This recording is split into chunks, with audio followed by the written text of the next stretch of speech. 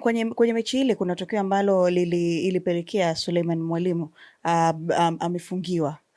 amefungiwa kucheza mechi tatu, lakini vile vile amepigwa fine kutokana na makosa ambayo alifanya kwenye mchezo. Adhabu ile ambayo alipewa Selemani anastahili?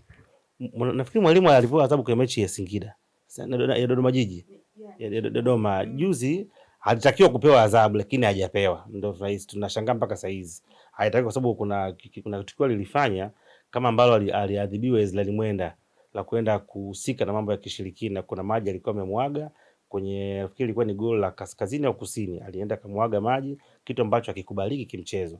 Lakini tunashangaa kuona mpaka leo hakuna adhabu yoyote ambayo imeweza kutoka. Tukio lake kubwa ambalo lilikuwa lina trend spile ni lile goli ambalo alifunga, na baadaye line 2 nafikiri ni Kambangwa, sasa Kambangwa Samode Kambanga akalikataa kwamba sio goli. Ndio tukio ambalo lilikuwa limetrend, na kimsingi ukiangalia haikuwa offside. Kwa hiyo itakiwa Simba waweze kupatiwa bao, ingawaje before that kuna mpira alikuwa ameushika.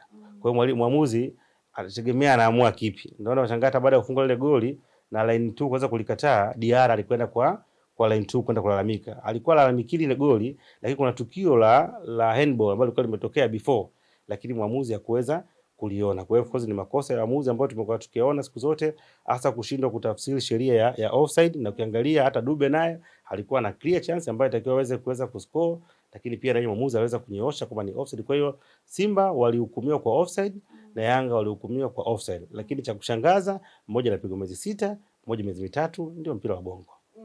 Kwa hiyo unadhani hapo kuna namna hakuna fairness? Sio kuna namna, siri total hamna fairness, kwa sababu kilichokwenda kuhukumu ni sheria, kwamba waamuzi line 1 na line 2 wote kushindwa kutafsiri sawa sheria ya offside. Naona kushindwa kutafsiri sheria ya offside, whether liwe goli au yule mtu pengine alikuwa ametoka, wote hakunufaika. Kwa hiyo kama ni adhabu, ilikuwa ni adhabu hii moja, kwamba hao wameshindwa kutafsiri sheria ya offside. Sasa ukienda kufanya huyu miezi 6 na huyu miezi 3, maana yake unakwenda kuexaggerate na kwenda kuleta ushabiki. Yaani ambaye aliandika ile hukumu nafikiri aliandika kishabiki. Yaani unakwenda kutengeneza chaos kwamba kosa ni moja, lakini huyu alizidi sana, kwa sababu huyu mpaka akajisahau akasema kwa kukataa goli halali. Wewe ushakuonaga wapi? Yaani unaambiwa amekataa goli halali, analithibitisha mwamuzi. Ndio mtu pekee ambaye anaweza kusema ni goli au sio goli. Kinyume na pale ni kwenda kuadhibiwa kwa kushindwa kutafsiri sheria. Sio goli tena, ili liwe goli tena inakuwa inahesabika. Kwa leo ukituambia kwamba Simba walinyimwa goli halali, maana yake Simba sasa waende mahakamani wakadai goli au wakata rufaa. Je, wakata rufaa una nafasi ya kuweza kupatia